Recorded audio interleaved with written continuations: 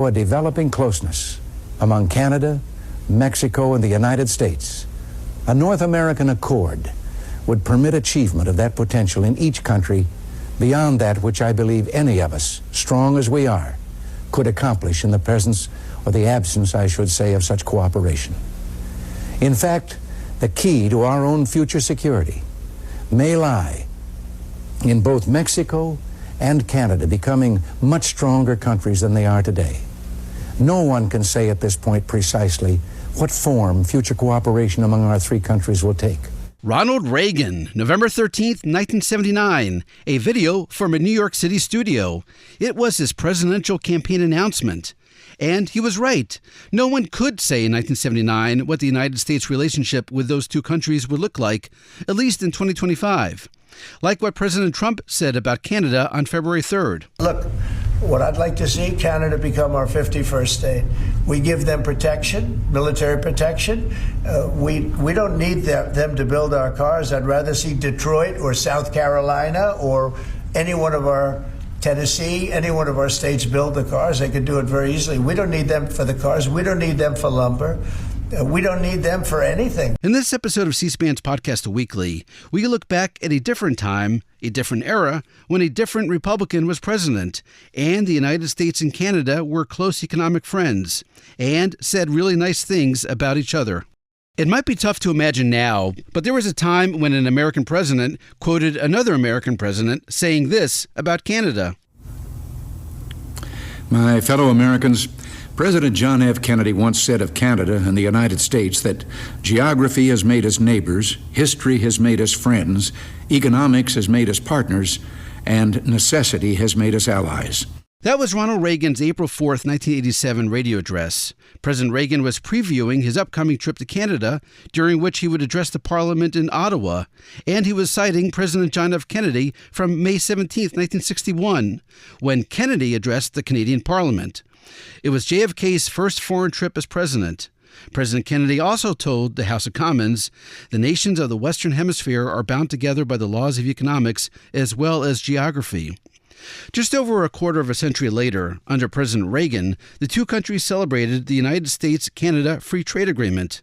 It was signed on January 2, 1988, and went into effect on January 1, 1989.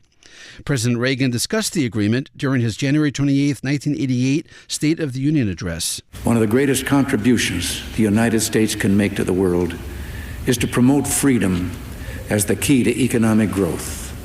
A creative, competitive America is the answer to a changing world, not trade wars that would close doors, create greater barriers, and destroy millions of jobs. We should always remember protectionism is destructionism. America's jobs, America's growth, America's future depend on trade. Trade that is free, open, and fair.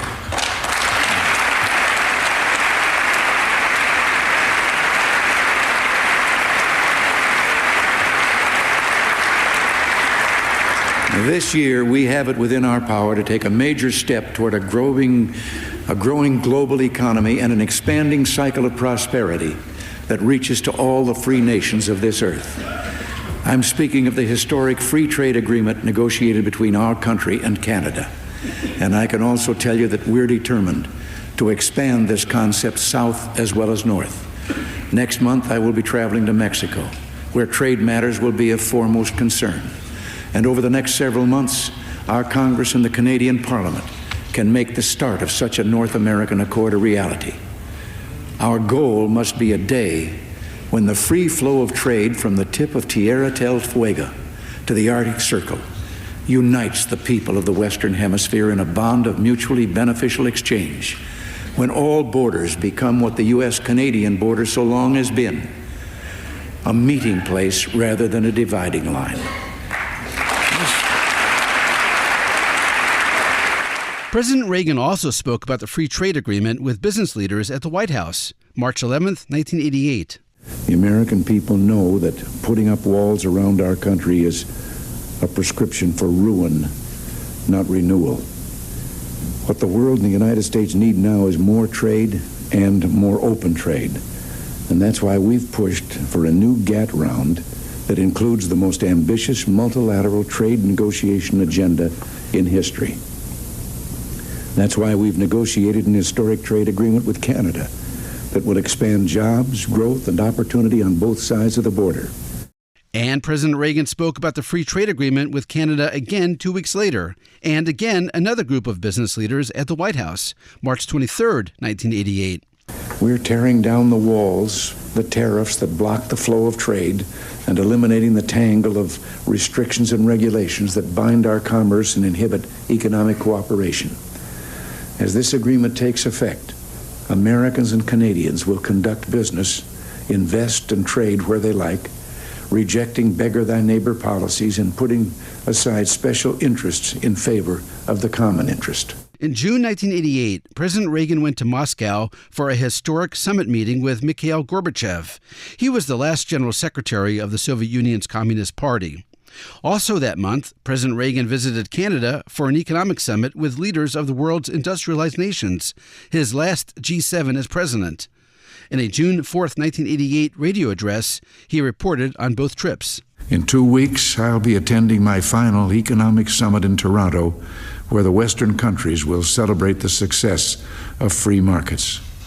It's my belief that liberty should be as important a concern in Toronto as it was in Moscow.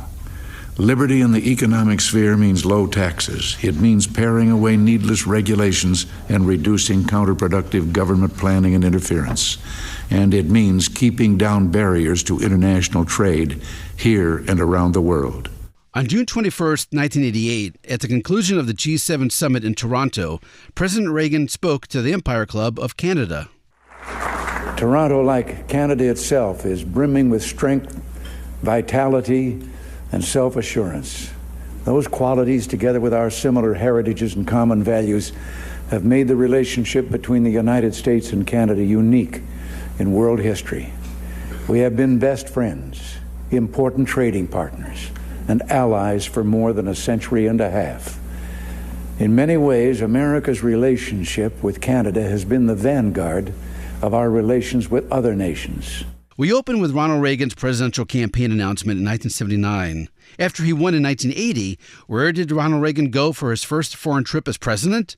Just like JFK, President Reagan went to Canada, March 10th and March 11th, 1981. He had meetings with Prime Minister Trudeau, not Justin Trudeau, who we know from the Trump presidencies, but his father Pierre Trudeau. And Ronald Reagan's first foreign trip after his 1984 re-election, that also was Canada. On April 6, 1987, he made his third official visit to Canada, and he gave a second speech to a joint session of the Canadian Parliament. During his first, in 1981, President Reagan noted that 16% of America's total world trade is done with Canada, and he urged both countries to resist protectionist impulses. We want open markets. Here's what he said 6 years later in 1987. On the border between Canada and the United States stands a plaque commemorating over a century and a half of friendship. It calls the border a lesson of peace to all nations. And that's what it is, a concrete living lesson that the path to peace is freedom, that the relations of free peoples, no matter how different, no matter how distinct their national characters, those relations will be marked by admiration, not hostility. Go stand along the border at the beginning of July. You'll see the maple leaf and the stars and stripes mixed in a swirling cloud of visitors and celebrants. As a Canadian writer once put it, what's the difference between Dominion Day and July 4th? About 48 hours.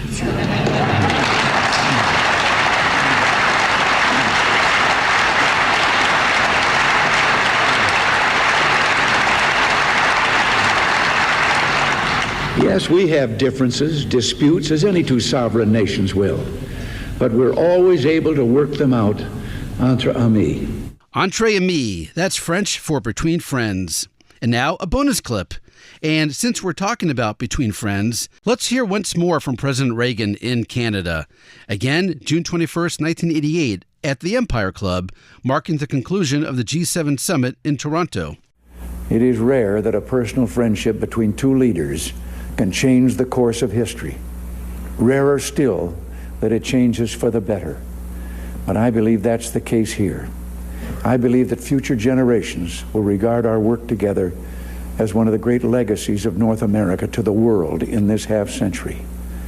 No, we don't always see eye to eye. But then what two Irishmen ever did? So let me just pause here to say thank you for his vision, leadership, and friendship to my colleague and your Prime Minister, Brian Mulroney.